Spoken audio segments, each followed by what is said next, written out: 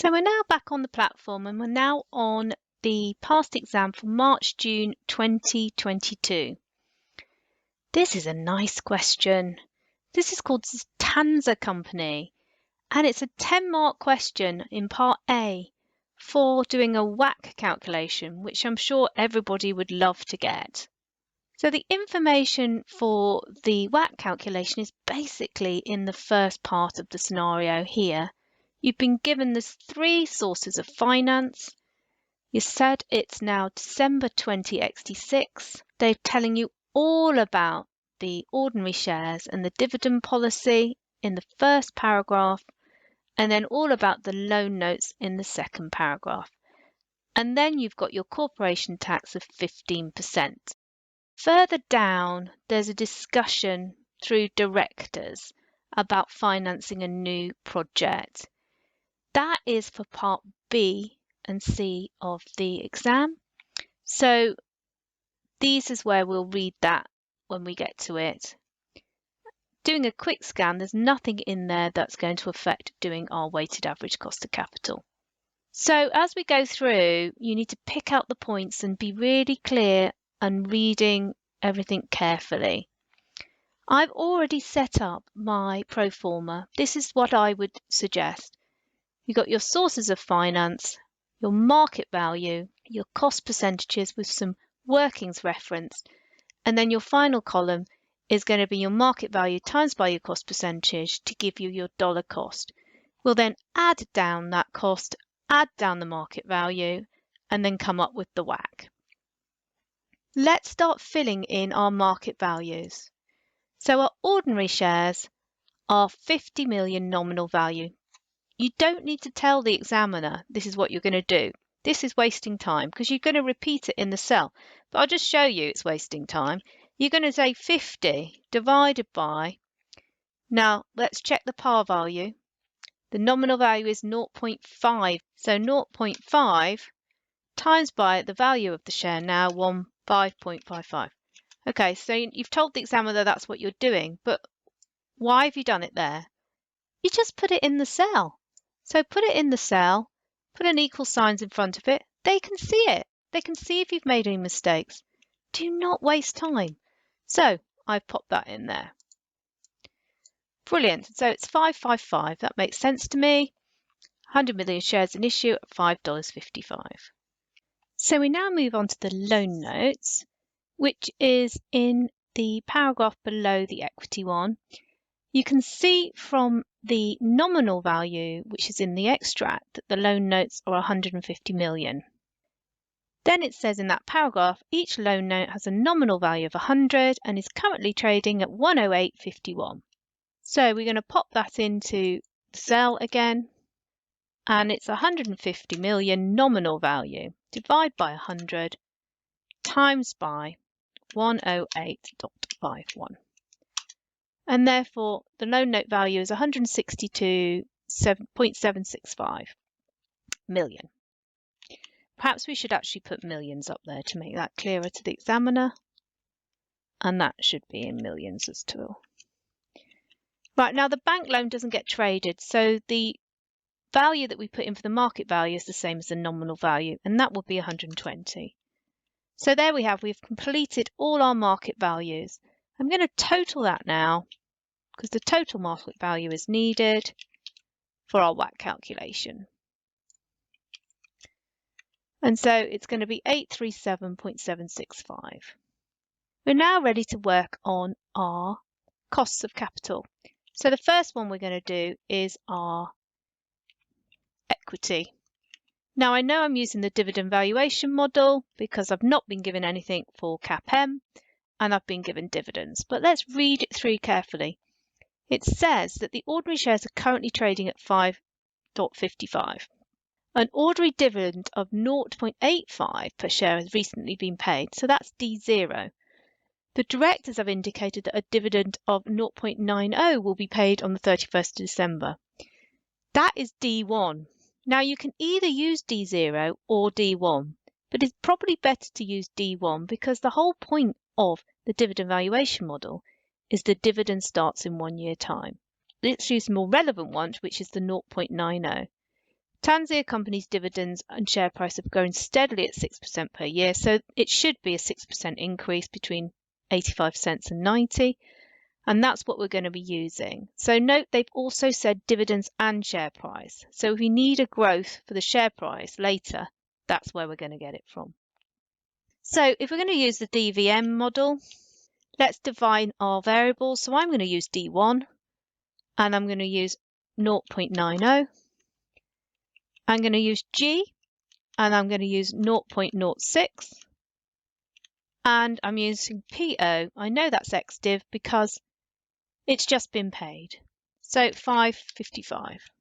And anyway, I should have checked that when I did the ordinary shares market value because that's also needs the XDiv price.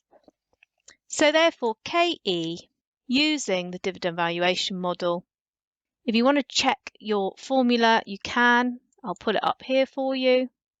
And here it is. It's RE DO times 1 plus G over PO plus G. I'm changing that D1 equals DO times 1 plus G. Hopefully everybody is clear on that.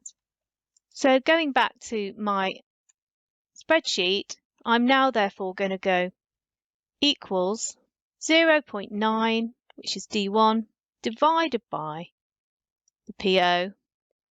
And because divide goes before plus, the order of operations will work if I then add my G on the end.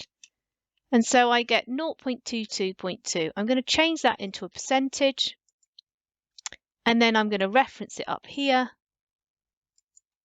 because that's my finished working. Again, I'm going to change that to be a percentage. So we're ready to calculate the ordinary shares part of WACC. Now, just to show you, if I'd have used DO, it's a longer calculation. So DO would have been 0.85. And then the KE using DO will be 0.85 times, open brackets, 1.06. Or you probably didn't need the brackets. Divided by 5.5 and then plus 0.06. Gives me a similar answer. So this is if I'd used DO and this is if I'd used D1. The answer I'm going to use is this one. I'm going to highlight it for the examiner. Right, so now we're going to do working 2, which is the convertible loan notes. Each loan note has a nominal value of 100 and is currently trading at 108.51. On the 31st of December XT9, the investors holding the convertible loan notes may convert the loan notes into 20 ordinary shares. If they choose not to, then the loan notes will be redeemed at nominal value in 31st December 20XT9. Well, we need to know what the date is now. It's now up the top, 31st December XT6. So there's 3 years to go. So it's a 3-year term.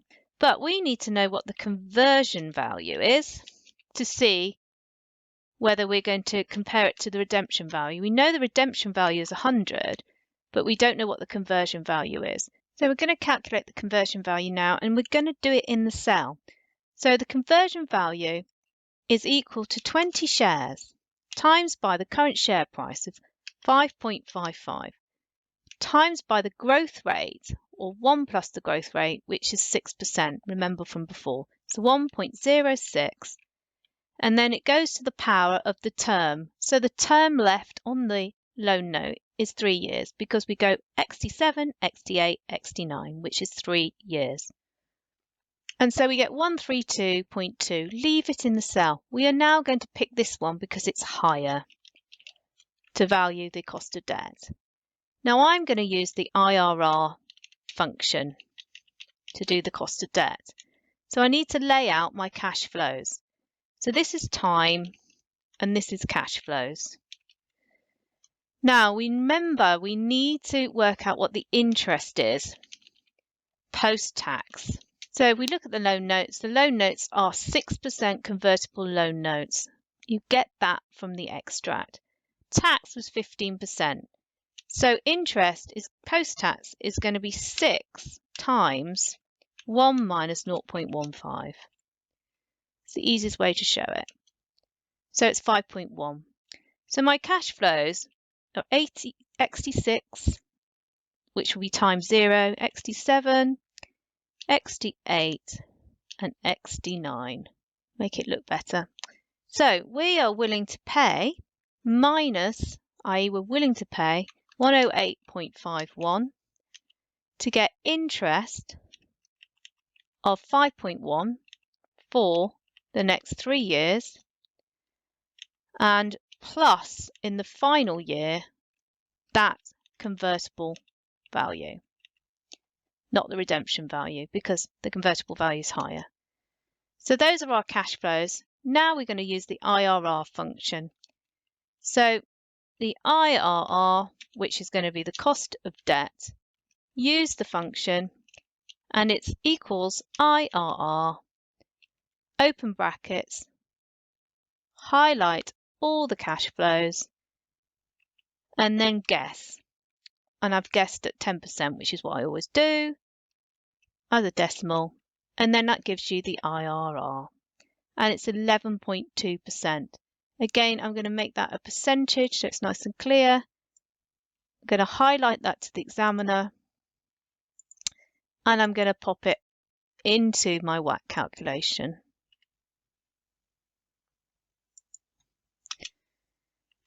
So I've now got 2 out of the 3 done. Can make that a percentage again. So now I need the final one I need to do is the bank loan. The trick with the bank loan is you've just got to remember the tax. So the bank loan is a 4% loan. So we got to do 4.